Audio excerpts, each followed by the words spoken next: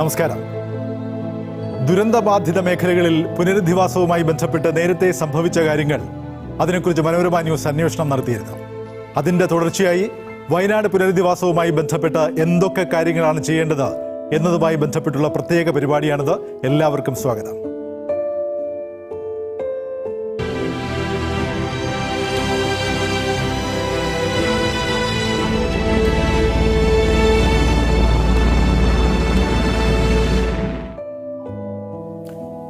വയനാട്ടിലെ ദുരന്തബാധിതർക്കായി ഒന്നിച്ചു നിന്ന് കേരളം വീണ്ടും ലോകത്തിന് മാതൃകയാവുകയാണ്. മലയാളിയുടെ സ്നേഹവും കരുതലും ഐക്യവും ഒരിക്കൽ കൂടി വിസ്മയിപ്പിക്കുന്നു. ജീവിതം പാതിവഴിയിൽ നിലച്ചുപോയവരെ മടക്കിക്കൊണ്ടുവരാനുള്ള ശ്രമങ്ങളാണ് ഇപ്പോൾ നടക്കുന്നത്. അതിനായി സർക്കാർ പുനരധിവാസ പദ്ധതികൾ പ്രഖ്യാപിച്ചിട്ടുമുണ്ട്. വീടും ജീവനോപാധികളും നഷ്ടപ്പെട്ട് ഇനി എന്ത് ചെയ്യും എന്നറിയാതെ ക്യാമ്പുകളിൽ കഴിയുന്നവർ, അവർക്ക് ജീവിതവും ആത്മവിശ്വാസവും മടക്കി നൽകുന്നതാകണം പുനരധിവാസം. പുനരധിവാസം അർത്ഥവത്താകണമെങ്കിൽ മുൻ അനുഭവങ്ങളിൽ നിന്ന് പാഠം കൂടി ഉൾക്കൊള്ളണം. കൊട്ടിഘോഷിക്കപ്പെട്ട പല പുനരധിവാസ പദ്ധതികൾക്കും എന്ത് സംഭവിച്ചു എന്ന് മനോരമ ന്യൂസ് അന്വേഷിച്ചിരുന്നു. സർക്കാർ തീരുമാനങ്ങളുടെ മെല്ലെപ്പോക്കിലും ചുവപ്പ് നാടയുടെ കുരുക്കിലും കുടുങ്ങി ജീവിതം വഴിമുട്ടിയവരെ കാണുമ്പോൾ സർക്കാരിനോടും ഒരു കാര്യം ഓർമ്മിപ്പിക്കാനുണ്ട്. പാഴ്വാക്കാകരുത് പുനരധിവാസം.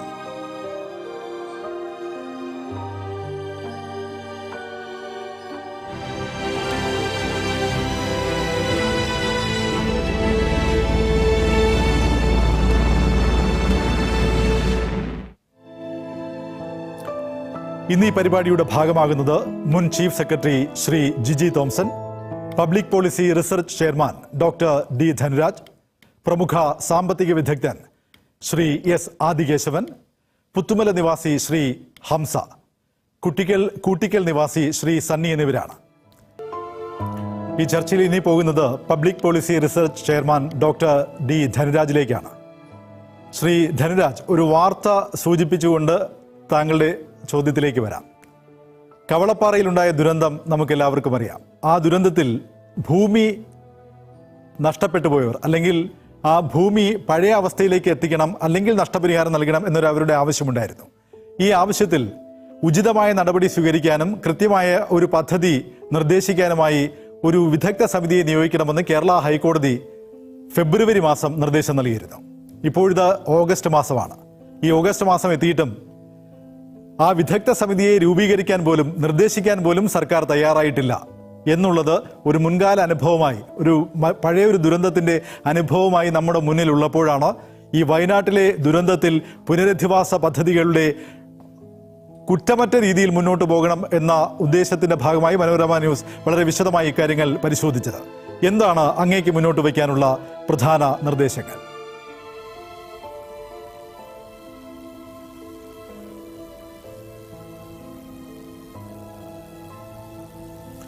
നമ്മൾ ഓരോ പ്രകൃതി ദുരന്തം കഴിയുമ്പോഴും ചർച്ച ചെയ്യുന്നൊരു കാര്യമാണ് എന്തെല്ലാം രീതികളിലാണ് നമ്മളവിടെ പുനരധിവാസം നടപ്പിലാക്കുക എന്നുള്ളത്. ഞങ്ങളൊക്കെ ചെയ്യുന്നത് പബ്ലിക് പോളിസിയാണ്. അപ്പോൾ പബ്ലിക് പോളിസിയിൽ നമ്മൾ ഏറ്റവും കൂടുതൽ ചർച്ച ചെയ്യുന്നത് സ്റ്റേറ്റിൻ്റെ കപ്പാസിറ്റിയാണ്. അതിപ്പോൾ കേരളം ആയിരിക്കാം, തമിഴ്നാടായിരിക്കാം, ഇന്ത്യ രാജ്യമായിരിക്കാം, USA ആയിരിക്കാം. പബ്ലിക് പോളിസിയിൽ ഗവർണൻസിൽ ഏറ്റവും വലിയ ചലഞ്ച് എന്ന് പറയുന്നത് ഒരു സ്റ്റേറ്റിന് എന്ത് കപ്പാസിറ്റി ഉണ്ടെന്നുള്ളതാണ്. ഞാൻ ഈ ഒരു ദുരന്ത മേഖലയിലേക്ക് വരുന്നതിന് മുമ്പ് നമുക്ക് നമ്മുടെ സ്റ്റേറ്റ് കേരളത്തെ പറ്റി നമ്മൾ കൂടുതൽ പഠിച്ചു കഴിഞ്ഞാൽ മനസ്സിലാവും സ്റ്റേറ്റിന്റെ കപ്പാസിറ്റി അത്രയും വലുതൊന്നുമല്ല. സ്റ്റേറ്റിന്റെ കപ്പാസിറ്റി എന്ന് ഞാൻ ഉദ്ദേശിക്കുന്നത് സ്റ്റേറ്റിന് എന്തെല്ലാം കാര്യങ്ങൾ പെട്ടെന്ന് ഇടപെട്ട് നടപ്പിലാക്കാൻ പറ്റും. ഇപ്പോൾ നമ്മൾ ഇവിടെ കണ്ടു, നമ്മൾ ഒരുപാട് കാര്യങ്ങൾ ചെയ്തു, ഞാൻ അതിനെ ഒന്നും തിരസ്കരിക്കില്ല. പക്ഷെ മീഡിയം ആൻഡ് ലോങ് ടേമിൽ കാര്യങ്ങൾ ഇങ്ങനെയുള്ള സ്ഥലങ്ങളിൽ ഇങ്ങനെയുള്ള ഭൂപ്രദേശങ്ങളിൽ ചെയ്യുമ്പോൾ, ഇങ്ങനെയുള്ള നാച്ചുറൽ ഡിസാസ്റ്റേഴ്സ് കഴിയുമ്പോൾ അത് ഒരു വർഷങ്ങളെടുക്കുന്ന ഒരു പ്രോസസ്സാണ്. അപ്പൊ അവിടെ നമ്മുടെ സ്റ്റേറ്റ് കപ്പാസിറ്റി ഒരുപക്ഷെ ഇപ്പൊ കാണുന്ന രീതിയിലുള്ള ആയിരിക്കില്ല. കാരണം നമുക്ക് സംസ്ഥാനത്ത് മറ്റ് പല ഡെവലപ്മെന്റ്സ് ഉണ്ടാവാം, ഒരുപക്ഷെ വേറൊരു ഡിസാസ്റ്റർ ഉണ്ടായേക്കാം. ഇതൊക്കെ നമ്മുടെ ചുറ്റുപാട് നമുക്ക് ഒരിക്കലും പ്രതീക്ഷിക്കാൻ പറ്റുന്ന കാര്യങ്ങളാണ് നമ്മുടെ ചുറ്റുപാട് നടക്കുന്നത്. അപ്പൊ എനിക്കിതിൽ പ്രധാനമായിട്ടും തോന്നുന്ന ഒരു കാര്യം, നമ്മൾ ഈ കഴിഞ്ഞ കുറെ സ്റ്റോറീസ് മനോരമ ന്യൂസ് തന്നെ ചെയ്തിട്ടുള്ള സ്റ്റോറീസ് നോക്കി കഴിഞ്ഞാൽ ഒരു കാര്യം മനസ്സിലാകുന്നത്, നമുക്ക് ഈ ലോക്കൽ കമ്മ്യൂണിറ്റിയുടെ ഇൻവോൾവ്മെന്റ് എത്രത്തോളം നമ്മൾ ഇതിൽ എൻഷുർ ചെയ്യണം എന്നുള്ളതാണ്. എത്രത്തോളം നമ്മൾ ഊട്ടി ഉറപ്പിക്കുന്നുണ്ട് ലോക്കൽ കമ്മ്യൂണിറ്റിക്ക് ഇതിലൊരു നമ്മൾ നേരത്തെ നമ്മൾ ഡിസ്കസ് ചെയ്തിരുന്ന കാര്യം സെൻട്രലൈസ്ഡ് പ്ലാനിങ്ങിനെ പറ്റിയാണ്. ഞാൻ ചിലപ്പോൾ ഇതൊക്കെ കാണുമ്പോൾ എനിക്ക് തോന്നുന്നത് നമ്മൾ കുറെ പേര് തിരുവനന്തപുരത്തോ അല്ലെങ്കിൽ നമ്മളിപ്പോഴുള്ള ആൾക്കാർ ഇങ്ങനെയുള്ള സ്റ്റുഡിയോകളിലൊക്കെ ഇരുന്ന് സംസാരിക്കുന്നതാണോ ശരി, അതോ ഒരുപക്ഷെ അവിടെയുള്ള ആൾക്കാർ, അവിടുത്തെ കമ്മ്യൂണിറ്റിയെ നമ്മൾ എൻഗേജ് ചെയ്ത് അവരെ കോൺഫിഡൻസിലെടുത്ത് അവർക്ക് എന്താണ് വേണ്ടത് എന്നുള്ള കാര്യങ്ങൾ നമ്മൾ അങ്ങോട്ട് ഇമ്പോസ് ചെയ്യുന്നതിനേക്കാളും കൂടുതലായിട്ട് അവർക്ക് എന്താണ് വേണ്ടതെന്ന് കൂടുതലായിട്ട് മനസ്സിലാക്കുന്ന ഇതിലുള്ള ഒരു ചട്ടക്കൂട്ടിലേക്ക് നമ്മുടെ ഗവർണൻസ് സിസ്റ്റം മാറണം.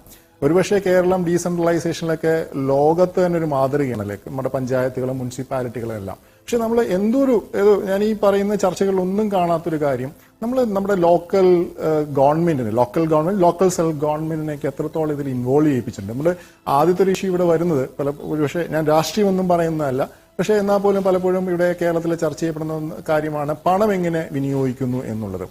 അപ്പൊ മുഖ്യമന്ത്രിയുടെ ദുരിതാശ്വാസ നിധിയിലൊക്കെ പണം വന്നു. ഒരുപക്ഷെ മുഖ്യമന്ത്രി ആയിട്ടാൽ അത് നമ്മുടെ നിയമ സംവിധാനമാണ്, പക്ഷെ അതിലൊക്കെ ഒരു പുനർചിന്തനം ഇങ്ങനെയുള്ള ഡിസാസ്റ്റേഴ്സ് ഒക്കെ മുന്നോട്ട് വയ്ക്കുന്നുണ്ട്. അങ്ങനെ അദ്ദേഹത്തിന്റെ മുഖ്യമന്ത്രി എന്ന ആ പദവിയിലിരിക്കുന്ന അദ്ദേഹത്തിന്റെ അക്കൗണ്ടിലേക്ക് അത് വരുന്നു.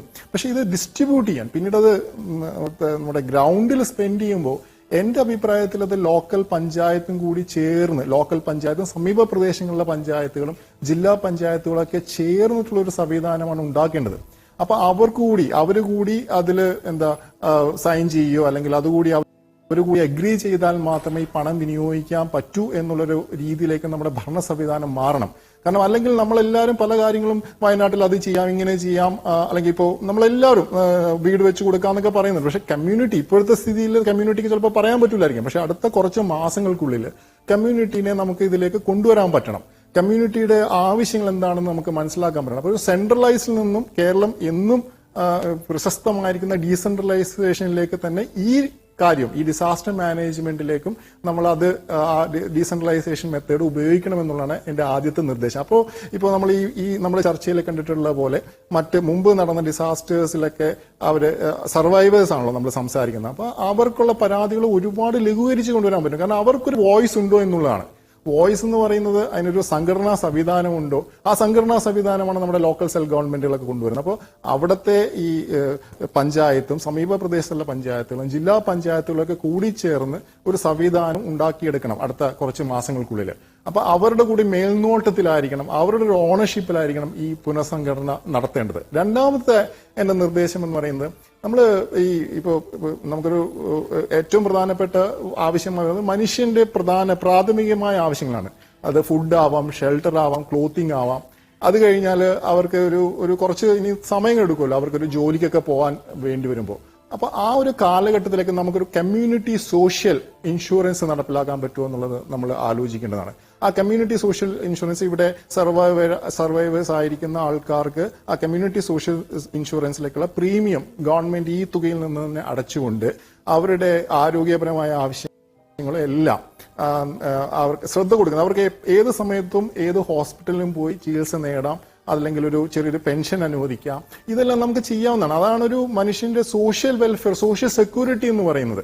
കെട്ടിടങ്ങളൊക്കെ പിന്നീട് വരുന്ന കാര്യങ്ങളാണ്. അപ്പോൾ സോഷ്യൽ സെക്യൂരിറ്റി നടപ്പിലാക്കുന്ന രീതിയിലുള്ള ഒരു കമ്മ്യൂണിറ്റി ഇൻഷുറൻസ് സ്കീമിനെ പറ്റി കേരള ഗവൺമെന്റും അതിൽ ഒരുപക്ഷെ നമ്മുടെ മാർക്കറ്റ് പാർട്ടിസിപ്പേഷൻ കൂടി ഉണ്ടായേക്കാം. നമുക്ക് പുതുതായിട്ടൊന്നും കണ്ടുപിടിക്കേണ്ട ആവശ്യമില്ല, ഇതൊക്കെ ചെയ്യാവുന്ന കാര്യങ്ങളാണ്. കൂടുതൽ കൂടിയാലോചനകൾ നടത്തി കഴിഞ്ഞാൽ ഇതൊക്കെ സാധിക്കും. മൂന്നാമത്തത് നമ്മുടെ കുട്ടികൾ അവിടെ ഇനിയിപ്പോ വിദ്യാഭ്യാസം മുടങ്ങിപ്പോയിട്ടുണ്ട്, അവരുടെ പേരിൽ ഒരു സ്കോളർഷിപ്പ് തുടങ്ങണം. ആ സ്കോളർഷിപ്പിലേക്കുള്ള പണം ഗവൺമെന്റ് ഈ തുകയിൽ നിന്നും അടയ്ക്കണം. അടുത്തൊരു 10 വർഷത്തേക്കോ 15 വർഷത്തേക്കോ ഉന്നത വിദ്യാഭ്യാസ രംഗത്തേക്ക് പോകുന്ന കുട്ടികളെ സ്കൂൾ ലെവൽ തൊട്ട് കോളേജ് വരെ അവരെ എൻകറേജ് ചെയ്യണം. കാരണം ഇപ്പൊ നമ്മളെല്ലാം നഷ്ടപ്പെട്ടൊരു കൂട്ടമാണല്ലോ. അപ്പൊ അവരത് എൻകറേജ് ചെയ്ത് അവരെ പ്രോത്സാഹിപ്പിച്ച് കൂടുതൽ വിദ്യാഭ്യാസം നേടി അവരുടെ ജീവിതം സുരക്ഷിതമാകട്ടെ. അപ്പോൾ അങ്ങനെയുള്ളൊരു വളരെ പ്രധാനപ്പെട്ട നിർദ്ദേശങ്ങളാണ്.